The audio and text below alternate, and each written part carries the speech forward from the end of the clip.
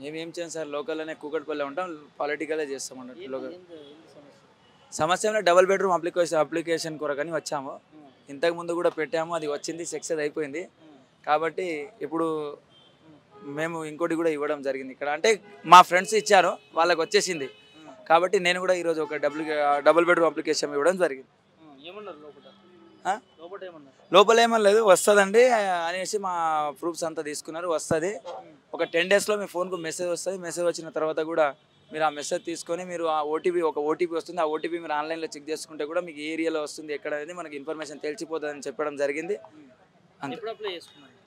నేను అప్లై చేసి ఒక 8 డేస్ అవుతుంది. 1000 మందిలో మనకి ఏడో వస్తాయనే ఆలోచనతోటి నేను నిర్లక్ష్యం తీసుకోవడం జరిగింది. వాళ్ళు వచ్చి చేసిండ్రు, వాళ్ళకి అదృష్టానికి ఇల్లు అనేది వచ్చేసింది. కాబట్టి ఇప్పుడు నేను కూడా ఒకటి చేసిన, నాకు కూడా వస్తుందేమో ఆలోచనతోటి. ఇంకా 4 ఇయర్స్ సమయం ఉంది కాబట్టి వస్తుందనే ఒక ఆశ. ఇది మర్రికుంట హాస్టల్లో మా ఒక పాప ఇక్కడ చదివి పాస్ అయింది. అయితే ఇక్కడ మన ప్రజావాణి ఇన్ఛార్జ్ మా కాన్స్టాన్సీ నుంచి చిన్నారెడ్డి సార్ ఉన్నాడు కాబట్టి అతనితో మర్రికుంట హాస్టల్లో మాట్లాడి మా పాపను ఒక సీట్ అడ్జస్ట్మెంట్ చేయాలనే ఆలోచనతోటి సార్ని కలవడానికి వచ్చినాం. ఆ సమస్య మీద వచ్చినాం.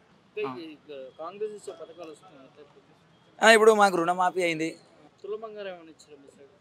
తులం బంగారం అయితే ఇంకా ఇయ్యలేదు. కళ్యాణ లక్ష్మి అయితే వస్తుంది.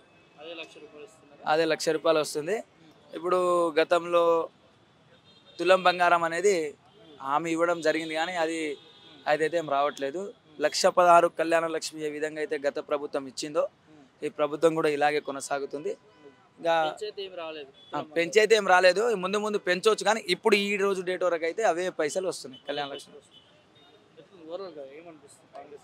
ఇక్కడికి ఎవరికైనా సమస్య చెప్పుకోవాలన్నా కనీసం ఒక కాన్స్టాన్సీలో ఉన్న ఎమ్మెల్యేలను కలవడానికి కూడా పెద్దగా ఒక ప్రధానమంత్రిని కలిసేటువంటి ఎలా అయితే ఇబ్బంది పడతారో అలా ఇబ్బంది పడుతూ అది కూడా నెల రోజులు తిరిగితే ఒకసారి కలిసేవాళ్ళు. అది కూడా వాళ్ళు కలవరు, వాళ్ళ చేతి కింద ఉన్నోళ్ళే సార్ ఎలా వస్తాడు రేపు వస్తాడు అని చెప్పేసి అట్టే జరపడం తప్ప.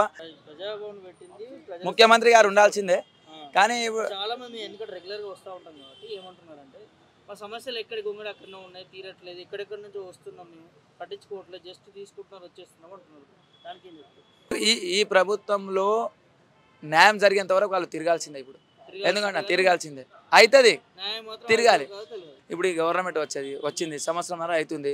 ఇంకా దీనికి సమయం ఉంది కాబట్టి 200 సార్లు కాదు 300 సార్లు తిరిగినా సరే మనకైతే న్యాయం జరిగేటట్టు మనం ప్రయత్నం చేయాలి. మేము లోకల్ లీడర్స్గా పొలిటికల్సే చేస్తామండి. నేను ఏ పార్టీ అనేది ఏం లేదు. ఇప్పుడు నేను కాంగ్రెస్లో చేశాను, గతంలో బీజేపీ నుంచి. నేనేమంటున్నా, ప్రజాప్రభుత్వం వచ్చింది, ఫైన్, ఉద్యోగాలను చాలా హామీలు ఇచ్చింది. సో ఇచ్చిన గ్యారంటీలు ఇచ్చిన డేట్ వరకు అమలు చేయలేదు. ఇది ప్రజల్లో ఉన్నటువంటి మాట, నిజమంటారా? అవును సార్, ఇది యాక్చువల్గా 19 డేస్లోనే కంప్లీట్ చేయాల్సిందే. ముఖ్యమంత్రి గతంలో కూడా ఇట్లా మాట్లాడాలి, లంకె బిందెలు ఉన్నాయని వచ్చిన నేను అట్లా మాట్లాడడం మీరు సమర్థిస్తారా? అది కరెక్ట్ కాదు, అది ఆ పాయింట్ వాడడం కరెక్ట్ కాదు. కానీ అతను వాడిందంటే మాకేం అర్థం కాలేదు. ఆ పాయింట్ వాడడమే కరెక్ట్ కాదు. ఇప్పుడు గతంలో ప్రభుత్వం ఏం చేసింది ఏం చేయలేదు తర్వాత విషయం. ఇప్పుడు మనం వచ్చిన తర్వాత దానికి సరిదిద్దుకొని ప్రజల సమస్యను ముందుకు కొనసాగించాల్సి మనం ప్రయత్నించాలి.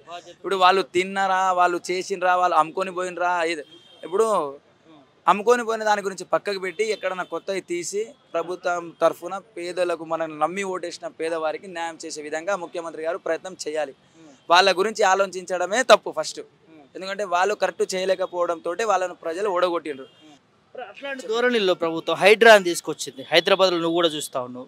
దీన్ని ఏం చెప్తావు బ్రదర్ నువ్వు? అంటే చాలా వరకు అట్లా కూర్చేస్తారా మరి వాళ్ళకి నోటీసులు? ఇప్పుడు సండే సాటర్డే టైమ్స్ డే టైంలో లేకుండా సార్, ఇప్పుడు నేను ఏమంటున్నా అంటే నాది పార్టీ అని నేను దీని గురించి గొప్పగా మాట్లాడదలుచుకోలేదు. వాళ్ళ ప్లేస్ మీద నేనున్నా కూడా అంతే, నేను కూడా ఒక పేదవాడినే. అది అట్లా కూల్చడం కరెక్ట్ కాదు. ఎందుకంటే వాళ్ళు కూడా సరేలే సిటీలో మాకు ఉండడానికి ఉంటే చాలా అనేసి వాళ్ళు పూలో పార పనో మట్టి పని చేసి వాళ్ళు కట్టుకున్నారు. కానీ ఇప్పుడు మేము చూస్తున్నాం అంటే ముఖ్యమంత్రి గారు ప్రెస్ మీట్లో ఏమన్నారంటే క్యాజువల్గా నోటీసులు ఇవ్వడం జరుగుతుంది. నోటీసులు ఇస్తే కూడా వాళ్ళు పట్టించుకుంటలేరు. మా ఇల్లు కదా మేమే ఉంటాం, ఎన్ని నోటీసులు వచ్చినా వాళ్ళు పట్టించుకుంటలేరు. నోటీస్ ఇచ్చినాక కూడా వాళ్ళు ఖాళీ చేయలేకుంటే అప్పుడు వాళ్ళు పోయి డైరెక్ట్ కూల్చడం జరుగుతుంది. అది కూడా హైడ్రా ఇప్పుడు ఆపేసింది. ఎందుకంటే అది ఆపాల్సింది. ఎందుకంటే కొంతమంది తెలియక తప్పు చేసుకున్నారు, తెలిసైతే తప్పు చేయరు. ఇప్పుడు మాత్రం హైడ్రా ఆపాలని మేము కూడా ముఖ్యమంత్రిని నాయకుడిగా, అంటే కాంగ్రెస్ నుంచి అంటున్నారు కాబట్టి నేను అంటున్నాను అనమాట. ఏం చెప్తారు? ఇవన్నీ ప్రభుత్వం ఏమైనా సర్దుకోవాల్సిన ఉన్నాయా?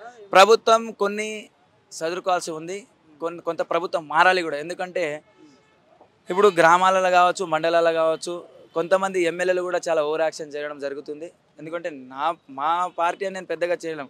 ఇప్పుడు ఎమ్మెల్యేలు కూడా కావచ్చు, ఎమ్మెల్యేలు కూడా ఏం చేస్తున్నారంటే నువ్వు ఆ పార్టీ నుంచి వచ్చినావు, నువ్వు ఈ పార్టీ నుంచి వచ్చినావు, నువ్వు ఎవరు ఆయన దగ్గరికి వెళ్ళండి అనేసి చెప్పడం అది కరెక్ట్ కాదు. ఎందుకంటే మన ప్రభుత్వం రాష్ట్రంలో వచ్చిన తర్వాత ఏ పార్టీ నాయకుడైనా వాళ్ళు మనోళ్ళే. ఎందుకంటే తెలంగాణ రాష్ట్రంలో ప్రతి కార్యకర్తకు ప్రతి వాళ్ళు మనోళ్ళే. ప్రభుత్వం కాస్తంచు నజర్ పెట్టి ప్రజల మీద దృష్టి పెట్టి ఇంకా చెప్పింది పథకాలని ముందుకు సాగించాలని నేను కోరుకుంటూ, ముఖ్యమంత్రి గారు ఇంకా చేయాల్సింది చాలా ఉంది, చేయలే. ప్రజలకు ఇచ్చిన హామీలు ఇంకా ఇలాంటివి చేయలే. ఇప్పుడు మహిళలకు 2500 ఇవ్వాలి, తర్వాత ఒడ్లకు బోనస్ కొంతమందికి పోయినాయి, కొంతమందికి పోలేదు, ఇంకా రైతు భరోసా కూడా కొంతమందికి పడలేదు. కాబట్టి దీనికి కాస్త అడ్జస్ట్మెంట్ చేసుకొని ప్రభుత్వం ఇంకా ఈ సమయం ఉన్నంత సమయంలో చెప్పిన గ్యారంటీలన్నీ ప్రతి కడపకు అందజేస్తే మేము కూడా రేవంత్ రెడ్డి గారి కృషి చేస్తాం. ప్రజలు కూడా మంచిగా ఉంటారు కాబట్టి మాకు ఇంకోసారి అధికారం రావడం కూడా అవకాశం ఉంటుంది.